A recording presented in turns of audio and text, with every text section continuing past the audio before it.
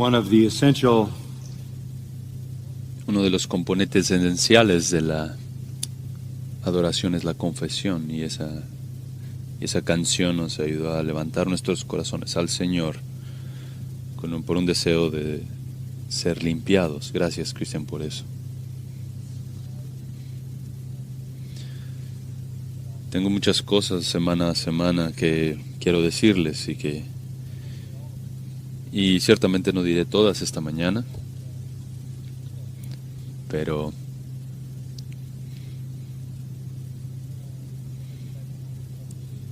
cuando termine, no quiero que nadie se vaya porque tenemos una presentación especial después de que el sermón termine. Obviamente estamos aquí en obediencia a nuestro Señor, y estamos aquí porque nos ha dado el mandato, no de una forma personal y esotérica o a través de una visión o a través de un sueño, no porque escucho voces del cielo, no los escucho, porque tenemos una Biblia, y la palabra de Dios es eso. Es la verdadera palabra de Dios.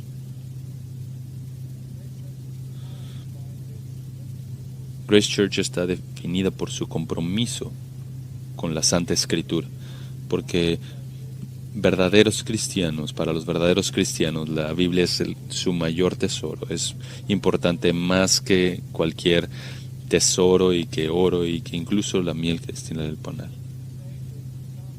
Podemos decir, junto con el salmista, en el Salmo 119, que al menos una mitad de docena, ¿cuántas veces amo tu palabra? Amo tu ley. Es mi meditación todo el día. Amo tus mandamientos. El apóstol Pablo dijo que aquellos que le pertenecen a Dios poseen el amor por la verdad. Juan escribe que aquellos que aman al Señor obedecen sus mandamientos. Y el salmista dijo en el Salmo 40, me deleito en tu voluntad, oh Dios, tu ley está en mi corazón.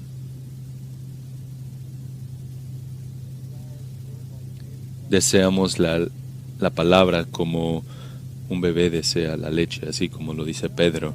Y en Juan 6, muchos de los seguidores de Cristo, seguidores superficiales que después le abandonaron, y le dijo a los discípulos que quedaban con él, les dijo, ¿también ustedes quieren irse?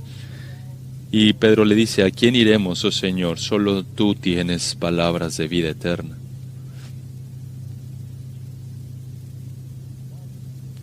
La marca de un cristiano verdadero es el amor por la Escritura. El amor por la Escritura, ya sean sus promesas o sus mandatos.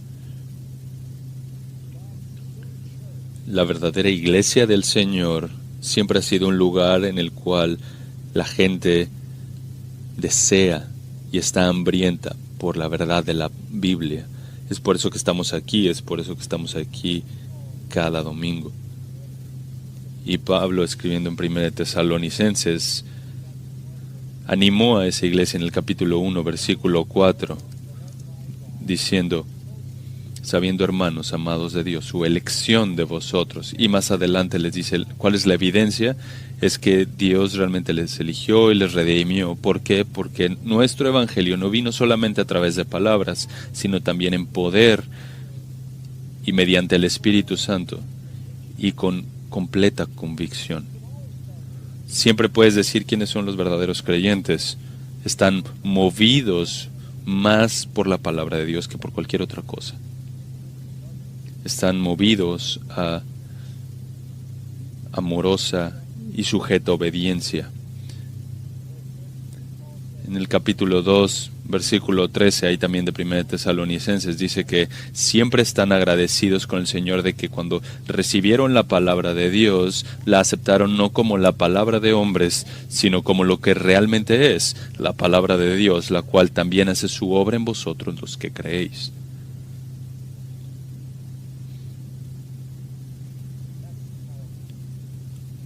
Así es como los verdaderos cristianos se acercan a la palabra de Dios.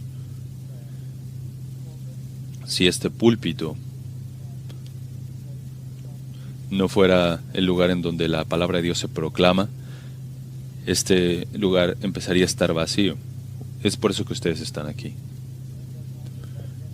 El hombre no vivirá únicamente de pan, sino de la palabra que sale de la boca de Dios.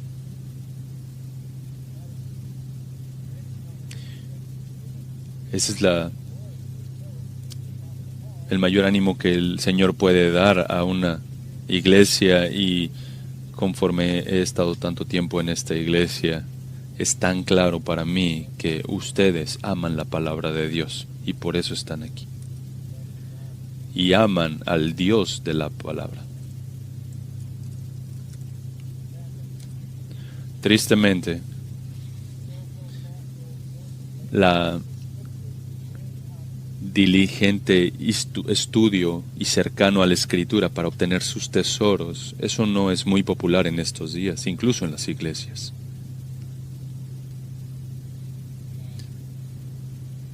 Estos últimos días, un santo muy influente, J.I. Packer, fue al cielo con el Señor, y fui impactado por J.I. Packer en el 1973, cuando su libro, El conocimiento del Dios Santo, vino a mis manos. Eso fue poderoso. E influenció a mucha gente a lo largo del mundo y de este país también. El evangelismo y la soberanía de Dios también fue otro libro que tuvo un gran impacto en mi vida. En 1978 tuve el privilegio de servir en el Consejo Internacional de la Inerrancia Bíblica, y estaban solo 2 pastores de un 198 académicos y 2 pastores. Y estaba yo y Jim Boyce. J.I. Packer también estaba en ese consejo luchando por la inerrancia de la Escritura. Fue en 1994 que tuve una conexión personal con J.I. Packer. Me senté con él durante 7 horas, y 6 de nosotros trabajamos para clarificar el Evangelio. Estaba Bill Bright, Chuck Colson y Jim Packer. Y del otro lado de la mesa estaba Jim Kennedy, estaba yo y mi querido amigo R.C. Sproul. Por 7 horas fuimos a lo largo del Evangelio.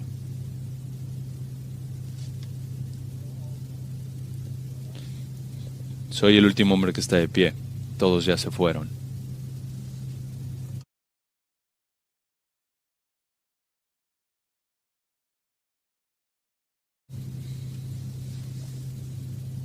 Y este fue un grupo importante de hombres. Jim Packer murió a la edad de 93.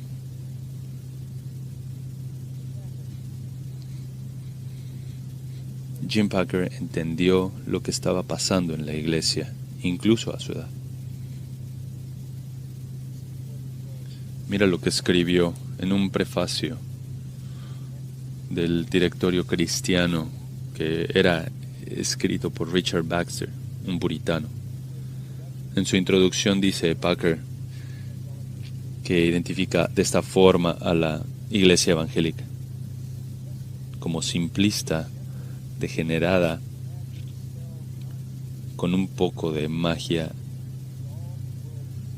que es lo que el mundo observa, al igual cuando ve religión en la televisión, y lo mismo que ve cuando aquellos que profesan ser evangélicos. Más adelante Packer dijo, cómo hacerlo, cómo tener una familia, mejor sexo, éxito financiero, crisis, miedo y todo lo demás, nos da fórmulas para llevar a cabo una serie de acciones y simplemente que están pintadas por números.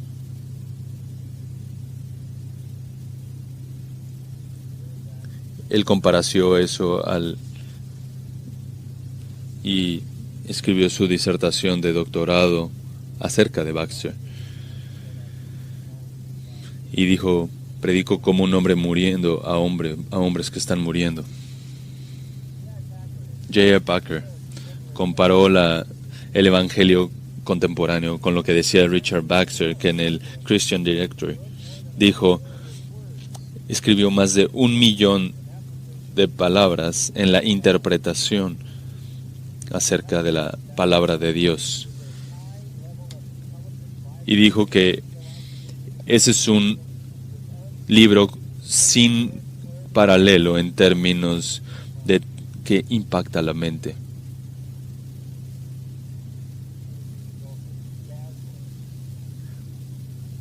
Gente va a otros lados para pedir interpretaciones de ese tipo de la Escritura. ¿A dónde van a recibir instrucción bíblica sana, integrada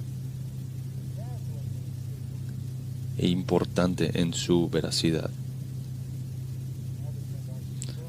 Mi querido amigo R.C. Sproul murió en diciembre del 2017 y dijo que nuestra cultura está envuelta en la mediocridad, y eso debería ser obvio para cualquiera.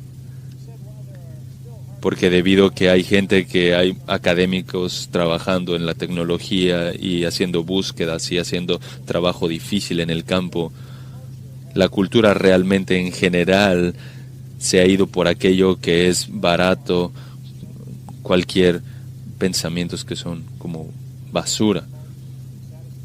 Nuestra cultura es satisfacida muy fácilmente con los medios, y todas las virtudes están cambiadas por aquello que es lindo, bonito y cool. R.C. dijo que obtendríamos la mediocridad porque queremos mediocridad, y en realidad la queremos, la necesitamos. Pablo predijo esto, que habría un momento en el cual los hombres querrían que les rascaran las orejas. Y hay mucho de eso en este tiempo. Ciertamente hay una tendencia para eliminar aquello que es trascendente, aquello que es bíblico, aquello que es teológico, que es profundo, las verdades demandantes de la Escritura, y prefieren alimentarse con un mensaje mediocre y predicación mediocre. Entonces la iglesia acepta todo lo que es superficial y aquello que la gente quiere. La cultura pop en los cristianos y la cultura cristiana no sirven en conjunto. La gente no quiere tomar la Biblia en serio. Entonces, ¿por qué la iglesia debería tomarla en serio? Los pastores buscan inteligencia y estilo en lugar de un estudio seguro, riguroso de la Escritura. ¿Qué tan lejos hemos caído? Quisiera ir de vuelta a los puritanos en el siglo XVI y XVII. Aquellos puritanos que se les llamaba así porque querían purificar la iglesia en Inglaterra. Fueron tan fieles que en 1662 todos ellos fueron sacados de sus iglesias y a lo que se le llamó el gran rechazo. Hay historias de cómo fueron sacados de sus iglesias por su fidelidad a la palabra de Dios y por su proclamación de la palabra de Dios. Y el ambiente religioso no tenía ningún interés en ello. Quiero hacer un último tributo a Jim Packer en su memoria. Quiero citar algo que él escribió.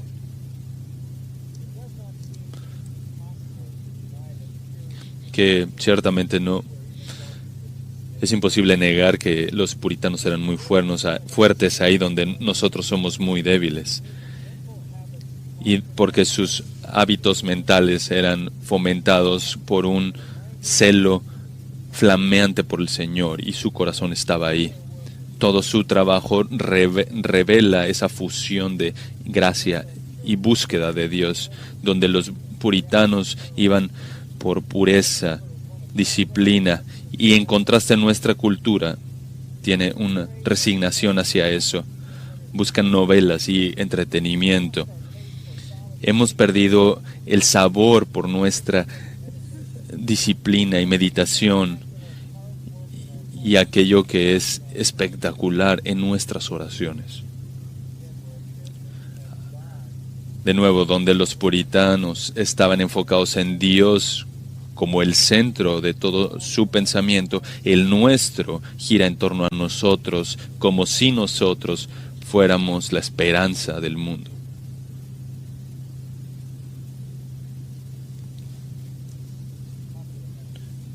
Esa es la predicación popular que hay hoy en día. No es de sorprenderse que muchos cristianos, o que se llaman a sí mismos cristianos, se alejan y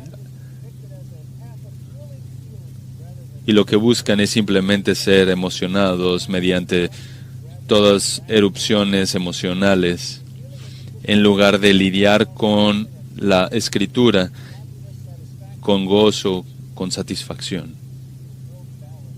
Pero no hay balance entre aquello que es divino, y Romanos 7 enfatiza eso. Esta generación está desesperada por la palabra de Dios, pero no quiere la palabra de Dios. Y la iglesia continuamente le da al mundo lo que quiere. Y entonces se convierte en superficial. Hay un profeta en el Antiguo Testamento por el nombre de Amós. 8 siglos antes de Cristo, el reino del norte estaba seguro. La honestidad se había ido. El abuso de la pureza era muy común y aquella clase superior era la peor. Había mucho dinero, había mucha prosperidad y la adoración falsa era muy popular. El reino del norte creían que estaba Dios de su lado, hasta que Dios derramó la bomba que les llevó al cautiverio, y lo hizo a través del profeta Amós. Llegó a Samaria, la capital del reino del norte, como un profeta de maldición, repitiendo una y otra vez que Dios estaba a punto de juzgar a toda la nación, y todo el libro trata acerca de eso, acerca de un juicio que está por venir. Toda la nación, decía Amós, va a ser conquistada, deportada y esclavizada. Y cuando ellos estaban esclavizados, eso va a ser lo peor. Capítulo 8, versículo 11. Mira que viene el día cuando dice el Señor que enviaré hambre sobre toda la tierra. No habrá hambre de pan ni sed de agua, sino de oír las palabras del Señor. Y vagarán de mar a mar, y del norte hasta el oriente, andarán de aquí para allá en busca de la palabra del Señor, pero no la encontrarán. Esa es la peor maldición de todas.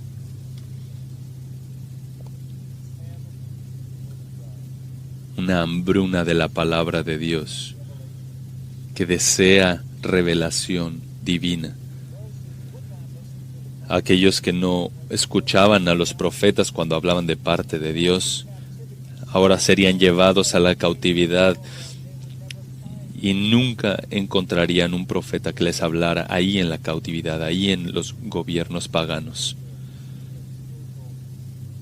Amós nos muestra que es la figura más horrible de una destitución espiritual.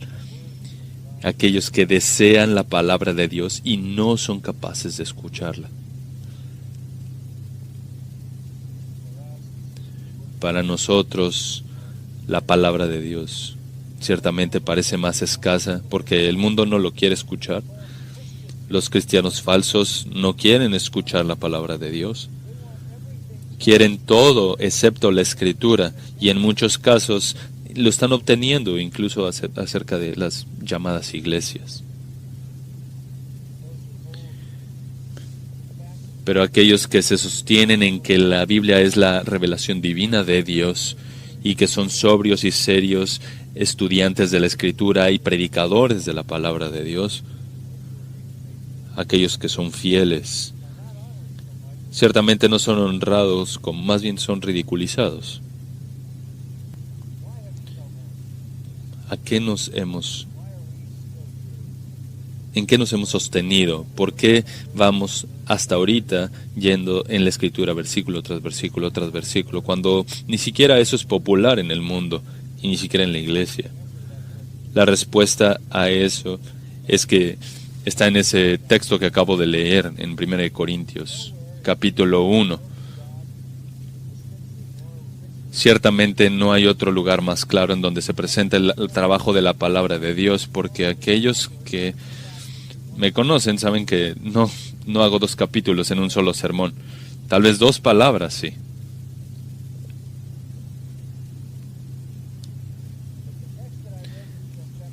Pero lo que les leí de 1 Corintios 1 al 18 es acerca de la sabiduría divina. La palabra sabiduría es utilizada 20 veces.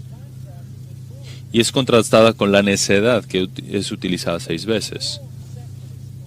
Toda la sección explica por qué Grace Church está aquí. Y por qué aceptamos la palabra de Dios, la sabiduría de Dios revelada en la Escritura, el Evangelio, las buenas nuevas de la cruz. Y por cierto, en este texto vas a ver varias veces la palabra de la cruz, y luego después vas a ver la sabiduría de Dios y la frase, el testimonio de Dios. La palabra de Dios, el testimonio de Dios es lo mismo. Esto es el Evangelio revelado mediante la Escritura. Y hay una forma sencilla de separar esta sección, y confesaré que lo vamos a tocar un poco a la ligera, pero sé que van a obtener el punto principal. Les dije hace un par de semanas que sabemos que los no creyentes no creen en la Biblia. No pueden creer la Biblia, no tienen interés en la Biblia. No es únicamente velada para ellos, sino que también es oscura. No tienen habilidad para entenderla. Por supuesto, tampoco nos pueden entender a nos. ¿Cómo es que amamos tanto a Dios, amamos tanto su palabra y también la obedecemos, y por amor lo hacemos a aquel que murió por nosotros? Eso no lo entienden. Y en la superficie entiendo por qué. Déjame darles unas razones de por qué los no creyentes no creen en la Escritura. Vayan ahí al versículo 18 del capítulo 1 de 1 Corintios. Porque la palabra de la cruz es necedad para los que se pierden. Necedad. El mensaje primeramente es irrazonable, es necedad. Moron es la palabra en griego. Es tonta, sin sentido.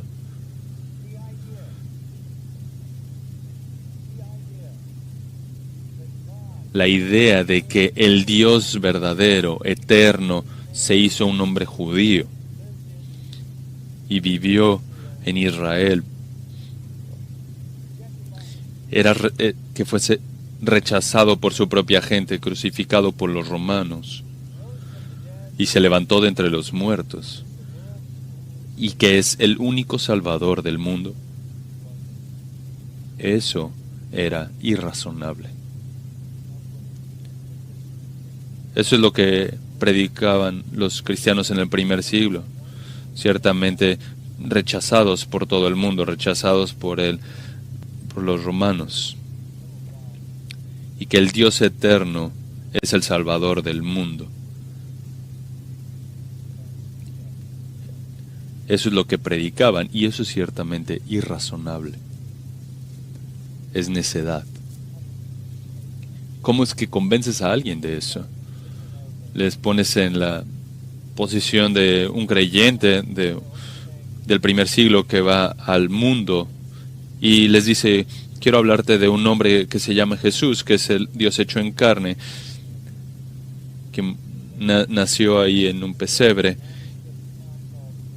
vivió en una ciudad llamada Nazaret, fue rechazado como un falso Mesías, entregado a los romanos y crucificado, y Él es el Dios eterno y único Salvador, y reinará sobre la tierra y sobre su reino por siempre. Eso es una necedad. Ese mensaje es irrazonable. Mira el versículo 19. Su verdad también es inalcanzable, porque está escrito, destruiré la sabiduría de los sabios, y el entendimiento de los inteligentes desecharé. ¿Dónde está el sabio? ¿Dónde está el escriba? ¿Dónde está el polemista de este siglo? ¿No ha hecho Dios que la sabiduría de este mundo sea necedad? Porque ya que en la sabiduría de Dios el mundo no conoció a Dios por medio de su propia sabiduría, agradó a Dios mediante la necedad de la predicación salvar a los que creen. Déjame darte una vista al respecto. Versículo 19 es donde comenzamos, y esa es una cita de Isaías 29:14. Isaías había dicho que cuando Sennacherib, el rey asirio, estaba amenazando al reino de Judá, Isaías dijo, vendrá una liberación para Judá, pero esa liberación no vendrá por la sabiduría de los líderes, no vendrá por la sabiduría de los capitanes de Judá. No vendrá porque son muy fuertes o porque son muy buenos para la guerra, o porque están muy listos, sino que Dios, por su sabiduría, salvaría a Judá de Sennacherib. Y Pablo toma ese texto y dice, destruiré la sabiduría de los sabios y el entendimiento de los inteligentes desecharé. Es Dios quien libra. Y aparte de Dios salvando, no hay nadie que pueda salvar. No puede venir de los sabios. Y mira el versículo 20. Esto también está aludiendo a algunos pasajes de Isaías. ¿Dónde está el sabio? ¿Dónde está el escriba? ¿Dónde el polemista de este siglo? No ha hecho Dios que la sabiduría de este mundo sea necedad. Toma a todos los sabios, consejeros de Israel, y eran necios. Todos los consejeros sabios del judaísmo también eran necios. Todos los consejeros sabios de cualquier nación, de cualquier pueblo, a cualquier nivel, y eran necios. Esto significa que no importa cuán inteligentes crean que son, así como dice Romanos 1, realmente se hicieron necios profesando ser sabios porque no pueden entender la verdad. Eso es lo que dice el versículo 21, lo resume ahí. Porque ya que en la sabiduría de Dios el mundo no conoció a Dios por medio de su propia sabiduría, no puede llegar a Dios por sabiduría humana. Y entonces lo que les digo, lo sabemos. Sabemos que el Evangelio, la palabra de la cruz, no es entendible, es irrazonable e inalcanzable. No pueden llegar a ella. No puedes llegar a ella por ti mismo. Y número 3, mira, realmente es inatractiva. No es lo que la gente quiere, mira versículo 22, porque en verdad los judíos piden señales y los griegos buscan sabiduría.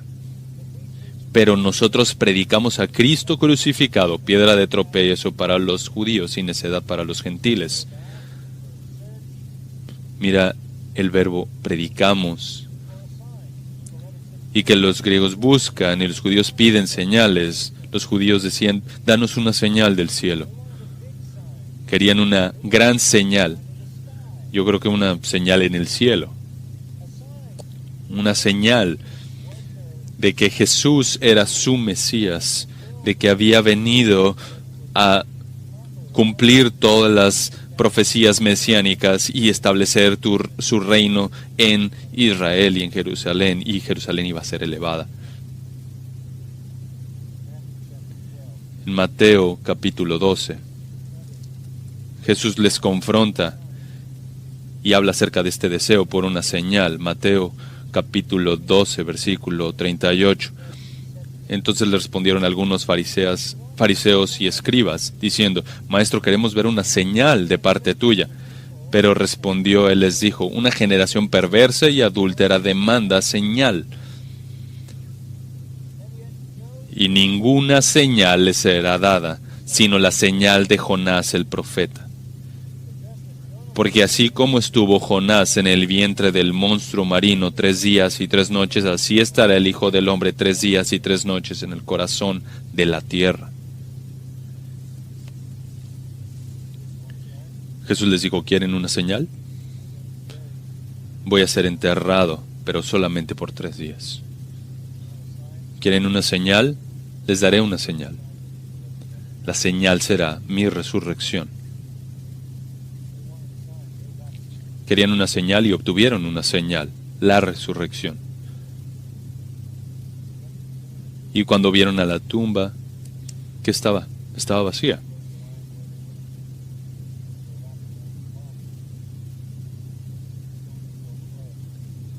La piedra estaba removida y había testigos, y después estuvieron los apóstoles que estuvieron con él 40 días, y después vino el Espíritu Santo que estaba fundamentado en la muerte y resurrección de Jesucristo, y aún sobre eso los judíos le rechazaron. Y cuando los apóstoles fueron a predicar en Hechos, los pusieron en la cárcel por predicar la resurrección. Los judíos querían una señal. Querían una señal diferente a la que obtuvieron, porque no había nada en ellos, ninguna facultad en ellos que les hiciera creer. Era muy contrario a lo que sus expectativas eran. Y por el otro lado, los griegos buscaban sabiduría. Esa es una frase simple, pero si vas de vuelta a la filosofía griega, vas a darte cuenta que es complicada y profunda. La oratoria era una parte importante de ella, y pasaban a la gente a través de un trance mental con su erudición. Y los griegos se reían de un Dios que pudo haber sido crucificado por los romanos. Todo esto era ciertamente ridículo para los judíos y los griegos. Entonces hay algunas barreras aquí. El Evangelio, la palabra de la cruz, es irrazonable, es inalcanzable. Y está mucho más allá de su habilidad para procesar aquello que es verdad. ¿Por qué? Porque no reciben lo que quieran. El Evangelio no les da lo que ellos quieren. Los judíos querían señales, los griegos sabiduría. Y Jesús les ofreció una señal, su resurrección, y les ofreció sabiduría acerca de el pecado y el arrepentimiento y la salvación, pero no un mensaje que ellos querían escuchar. Y todo esto está compuesto aquí más adelante porque la gente también no era importante. Si tienes un mensaje que es tan difícil de vender, entonces ponlo en manos de gente famosa. A veces los cristianos creen, si tan solo tuviéramos gente famosa afirmando a Cristo, seguramente esto iría mucho más lejos. No tendría resistencia, pero eso no es lo que Dios diseñó. Mira el versículo 23. Nosotros predicamos a Cristo crucificado, piedra de tropiezo para los judíos y necedad para los gentiles. Versículo 25, porque la necedad de Dios es más sabia que los hombres y la debilidad de Dios es más fuerte que los hombres. Entonces, ¿cómo es que entendemos todo esto? Mira el versículo 26 al 28. Pues considerad, hermanos, vuestro llamamiento. No hubo muchos sabios conforme a la carne, ni muchos poderosos, ni muchos nobles, sino que Dios ha escogido lo necio del mundo para avergonzar a los sabios, y Dios ha escogido a lo débil del mundo para avergonzar a lo que es fuerte, y a lo vil y despreciado del mundo ha escogido Dios lo que no es para anular lo que es. No muchos, no muchos, no muchos. 3 veces. Y aquí está el problema. Porque la gente que está predicando el Evangelio no es importante. La mayoría de los creyentes no son impresionantes. Recuerdo cuando estuve ahí con Deepak Chopra y Larry King. Y él estaba denunciando lo que yo estaba diciendo. Y él dijo, claro que tú no entenderías eso. Ese nivel de entendimiento, eso, él me dijo eso. Realmente escribí un libro que habla al respecto. Y estaría contento de dártelo. Y esta es una cita. Y su cita fue, nunca leería algo que tú hayas escrito. Solo, simplemente desdén. Nunca leería nada que tú hayas escrito. ¿Por qué? ¿Por qué? Porque no soy parte de la élite intelectual, no soy un noble. Mira cómo Pablo apila todas estas afirmaciones de insignificancia. No muchos sabios, no muchos poderosos, esto es, influentes, no muchos nobles, esto es, que estén en un rango social alto. Y después vas más adelante y dice en el versículo 27, pero Dios ha escogido a lo necio, a los que no están educados, los necios, para avergonzar a los sabios. Y Dios ha escogido a los débiles, los que no son influyentes. Y luego sigue más adelante en el versículo 28, y lo vil y despreciado, contrastando con nobles, vil, insignificante. Y luego va todavía más abajo, lo despreciado del mundo. Lo que significa este verbo es ser considerado como nada. Y entonces no somos sabios, no somos poderosos, somos necios, somos débiles, somos vil, insignificantes, despreciados, que deben ser considerados como nada. Y termina diciendo para lo que no es. Ese es el presente participio. Y eso es como decir algo que no existe. No existimos. Esta es la expresión en el griego, aquellos que ni siquiera existen. En el mundo secular, en el mundo donde no hay creyentes, ni siquiera existimos. Vidas bajas. Entonces Dios nos dio un mensaje imposible para gente incapaz de entenderlo. Y nosotros mismos somos nadie. Bueno, dirías que hay predicadores muy efectivos, ¿no? Y ciertamente los hay. Algunos de los donadies son efectivos en su predicación. Pero mira el capítulo 2, versículo 1. Cuando fui a vosotros, hermanos, proclamándoos el testimonio de Dios. Entonces este es el quinto problema. Los predicadores no son modificables. Y por tanto son esencialmente inaceptables.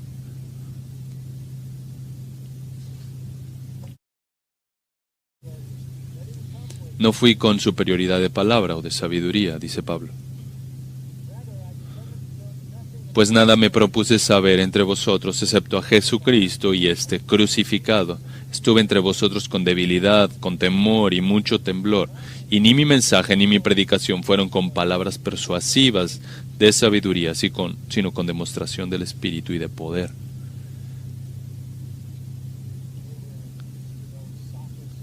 Estaban habituados a aquellos que hablaban muy bien y habían amaestrado el idioma, y Pablo no era parte de ellos. Segunda de Corintios 10:10, Pablo reconoce que su mensaje no era aceptable. Él no tenía ese nivel filosófico o complejidad o inteligencia o la capacidad de persuadir.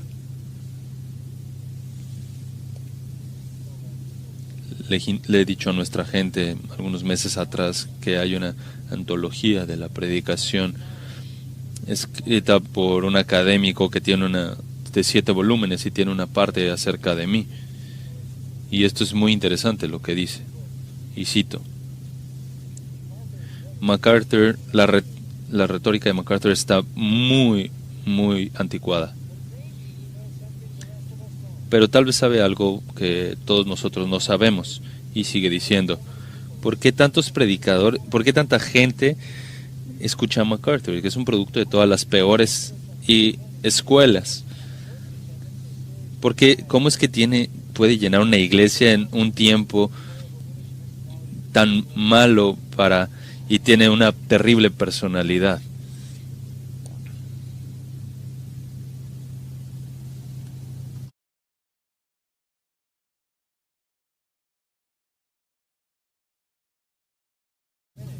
Él no ha terminado.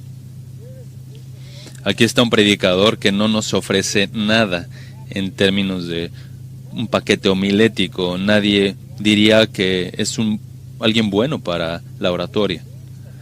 Pero lo que parece tener es un testimonio de la verdadera autoridad, y reconocen en la palabra de Dios la verdadera autoridad.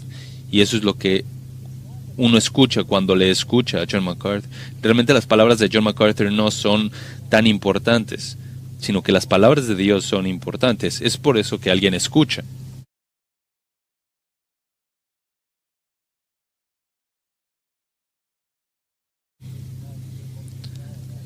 Realmente me gusta esa parte donde no tengo mucho carisma.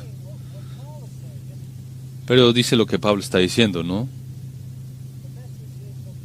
El mensaje es ofensivo y el predicador es insignificante. La mente caída no puede entender todo esto. La sabiduría del hombre puede hacer muchas cosas en ciencia, tecnología, genética, artes, cultura y muchas cosas más. Pero la sabiduría del hombre nunca le llevará a Dios. El Evangelio no está disponible. No está disponible. Porque esta sabiduría está en lo alto, está en otra esfera, está en otra dimensión.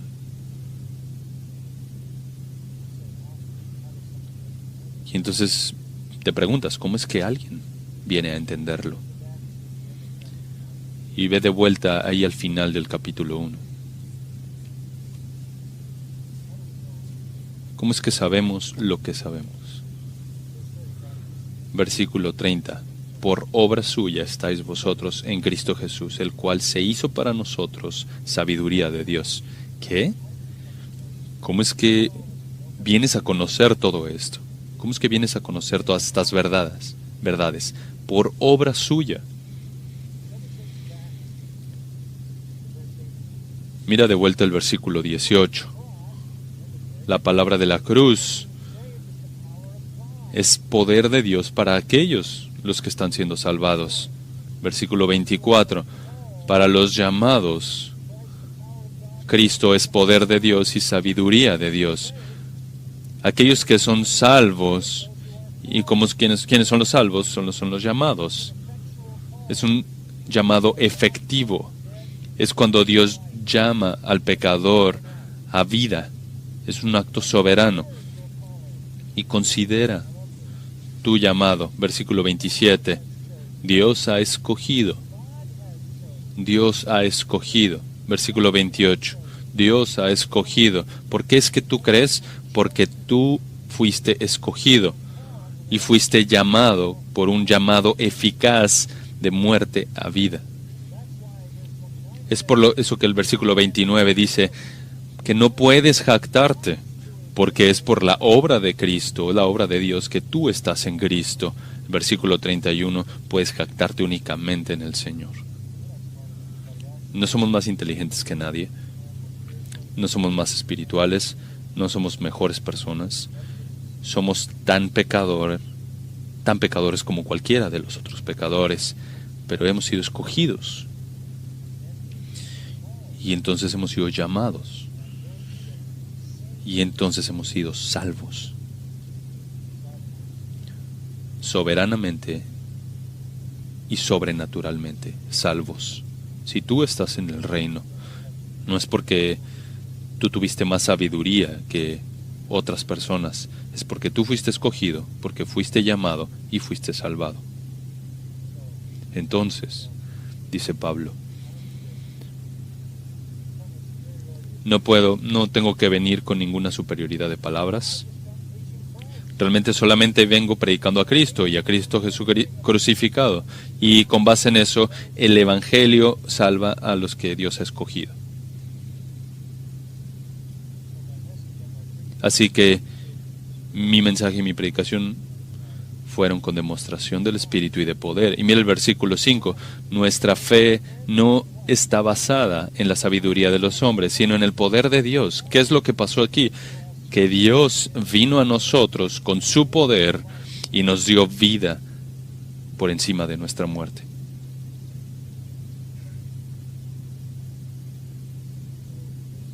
Entonces en el versículo 6 hablamos ciertamente de sabiduría entre los que han alcanzado madurez, pero una sabiduría no de este siglo, ni de los gobernantes de este siglo que van desapareciendo.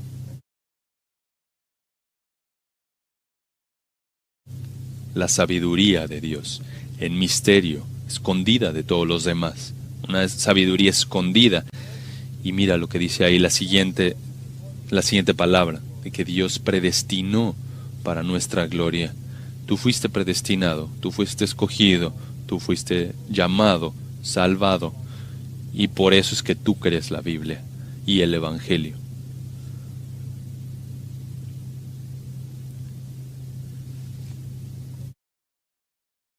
Pablo continúa diciendo que fue el Espíritu Santo el que nos reveló esto. Mira el versículo 10. Pero Dios nos las reveló por medio del Espíritu. ¿Cómo es que sabemos la verdad del Evangelio? ¿Cómo es que sabemos aquellas cosas que ojo no vio ni oído oyó y están lejos de cualquier facultad humana? ¿Cómo es que conocemos aquellas cosas que no han entrado al corazón del hombre? ¿Cómo es que entendemos todas esas cosas que Dios ha preparado para que le aman? Es que Dios las ha revelado mediante su Espíritu. Y entonces así puedes entender todo el rango de la redención. Fuiste predestinado, elegido, salvado, y se te fue dada la sabiduría de Dios.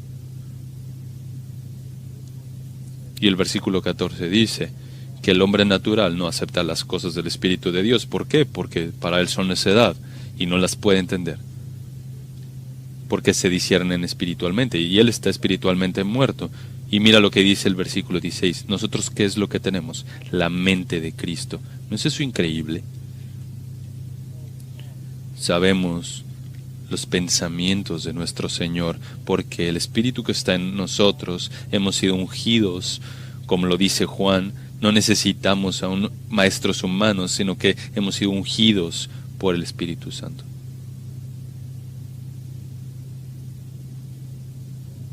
Entonces, somos los donadies, lo sabemos, no somos nada, somos aquellos que no existen, somos lo vil, lo despreciado, pero tenemos la sabiduría de Dios, porque Dios en su gracia y misericordia nos llamó. Me encanta lo que dice Martín Lutero. El hombre es un pilar de sal, como la mujer de Lot. Sí, dijo Lutero. Como una estatua sin vida que no escoge nada, ni siquiera siente, ni siquiera tiene corazón, hasta que es regenerado por el Espíritu Santo.